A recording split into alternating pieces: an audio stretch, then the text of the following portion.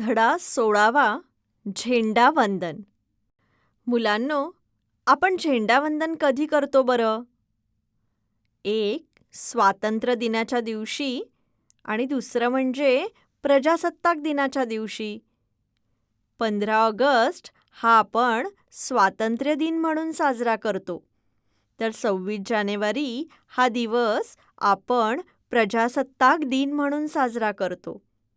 तर मुलांनो, झेंडावंदन या पाठात दिलेल्या चित्राचे निरीक्षण आपण करूया. तर मुलांनो, काय दिसतंय बरं तुम्हाला चित्रात? प्रस्तुत चित्र झेंडावंदनाचे आहे. शाळेच्या मैदानात स्वातंत्र्य दिनानिमित्त झेंडावंदन सुरू आहे. मुले झेंड्याला सलामी देत आहेत. शाळेचे मुख्याध्यापक, शिक्षक व प्रमुख अतिथी झेंड्याला सलामी देत आहेत.